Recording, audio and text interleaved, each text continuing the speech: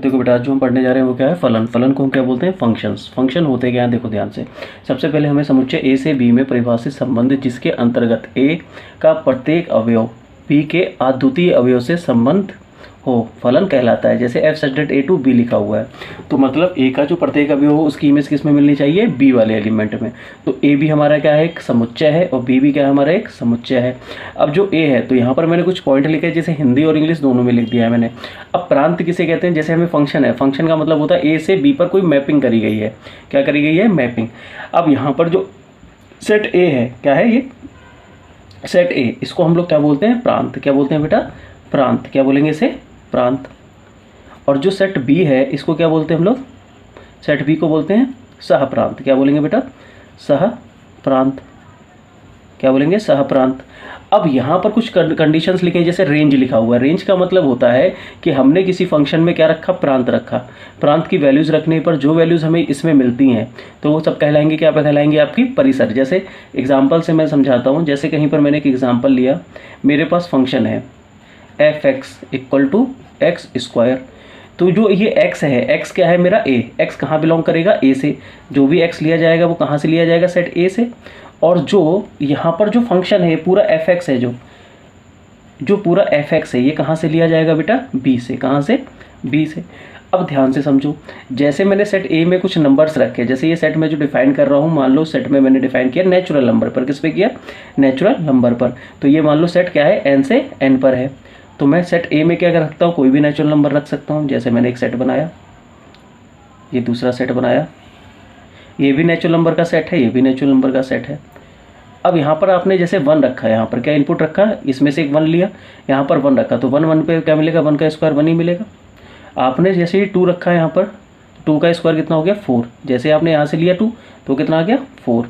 3 रखने पर कितना आ गया बेटा, 9। तो जो ये वैल्यूज़ मिल रही हैं, ऐसे रखने पर जो वैल्यूज़ मिल रही हैं, ये सब क्या कहलाएंगी आपकी, इधर कोई भी वैल्यूज़ रखने पर आपको इधर कोई भी वैल्यूज़ मिल रही है, रखने के बाद जो मिल रही हैं वो सब आपकी क्या कहलाएंगी, परिसर कहलाएंगी। क्या कहलाएंगी, परिसर कहलाएंगी। क्या कहलाएंगी, परिसर, जिसे रेंज बोलते हैं। जैसे इसका परिसर, अभी तो ऐसे ही वैल्यूज़ चल रही होंगी, और तो इसका परिसर क्या हो जाएगा, 1 4 9 डैश डैश डैश करके बढ़ रही होंगी। समझ आ रहा है। तो जो वैल्यूज़ रखने पर मिलती हैं वो सब क्या कहलाएंगी, परिसर। डोमेन के रखने पर जो वैल्यूज़ मिलेंगी वो सब क्या कहलाएगी, परिसर। और पूरे सेट की यदि हम बात करेंगे तो वो क्या कहलाएगा, सह प्रांत कहलाएगा। क्या कहलाएगा बेटा, सह प्रांत।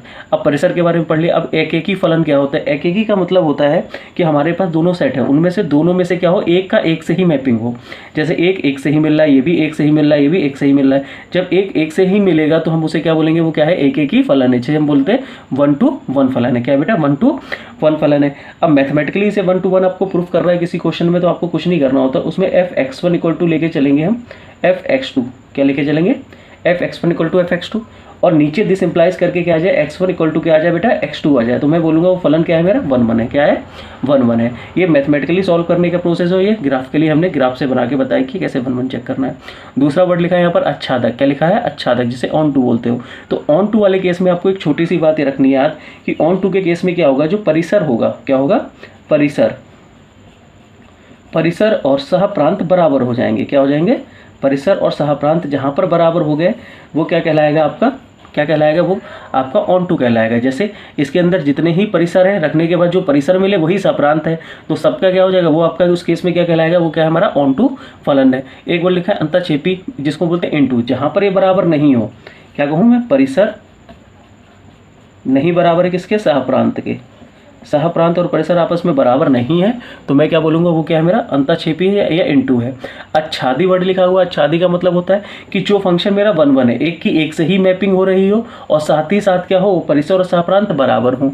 परिसर और सहप्रांत क्या हो बेटा, बराबर हो, मतलब कि उसके अंदर क्या हो, कि 1 1 भी हो वो और ऑन टू भी हो जाए। तो मैं उसको क्या बोलूँगा, ये मेरा फलन क्या है, मेरा बाइजेक्टिव है, जिसको बोलते हैं अच्छादी या 1 1 1 to 1 या ऑन टू। क्या बोलेंगे, 1 to 1 या ऑन टू बोलेंगे।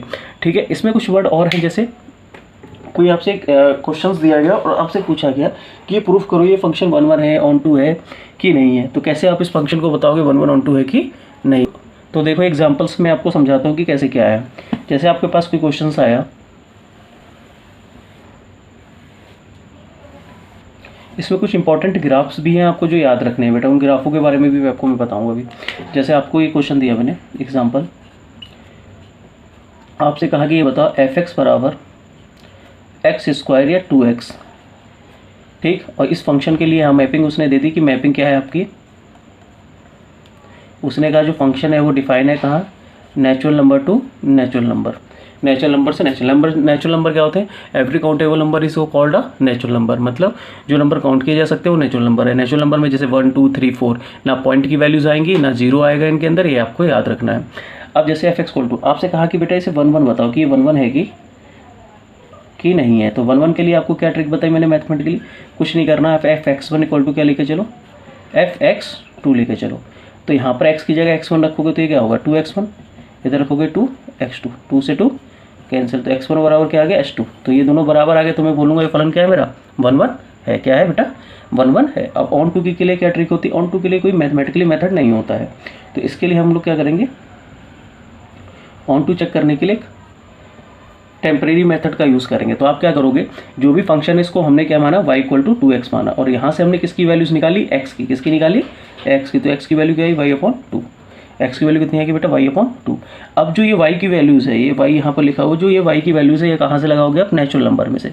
मतलब अब जो आपका कोडोमेन होगा वो किसकी तरह वर्क करेगा, इसके लिए डोमेन की तरह, किसके लिए डोमेन की तरह। तो आपने यहाँ पर कोई भी वैल्यूज़ लगाई, तो सपोज करो यहाँ से आपने कोई एक वैल्यूज़ लगाई, तो आप यहाँ पर क्या करोगे, जैसे मान लो मैंने एग्जाम्पल से समझाना चाहा कि इसके अंदर है कि नहीं है, तो मैंने कहा कि यहाँ पर जैसे मैंने ले लिया 3 किस में बिलोंग कर रहा है, नेचुरल नंबर में। नेचुरल नंबर मतलब इसके कोडोमेन में, लेकिन इसके लिए वो डोमेन का काम कर रहा है, तो इसमें बिलोंग कर रहा है। तो दिस इंप्लाइज जैसे आप 3 लगाओगे तो 3/2 जो आएगा वो कहाँ बिलोंग करना चाहिए, इस वाले नेचुरल नंबर में बिलोंग करना चाहिए। तो आपने देखा ये 3/2 तो इस नेचुरल नंबर में आता ही नहीं है। जब आता नहीं है तो आप क्या लिखोगे, दिया हुआ फलन जो आपको फंक्शन दे रखा है क्या नहीं है, ऑन टू नहीं है, तो क्या लिखोगे, इसलिए फंक्शन दिया हुआ फंक्शन क्या नहीं है, ऑन टू फंक्शन नहीं है। तो लिख देना यहाँ पर दिया हुआ फलन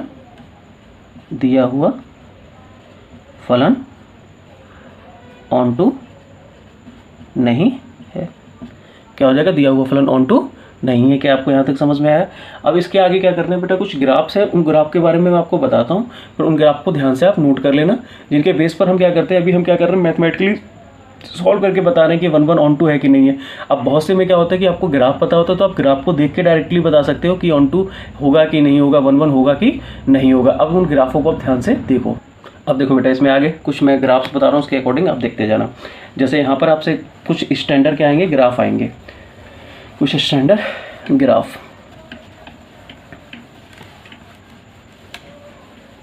जैसे सबसे पहला ग्राफ आपको क्या करना है, यहाँ पर मैं कुछ टाइप डाल रहा हूँ, कुछ मानक फलनों के ग्राफ लिख लो यहाँ पर, कुछ मानक फलनों के ग्राफ, कुछ मानक फलनों के ग्राफ बेटा, ठीक है। अब देखो, जैसे सबसे पहला ग्राफ आपको क्या करना है, जैसे यहाँ पर लिखा है सबसे पहला ग्राफ क्या है, अचर फलन।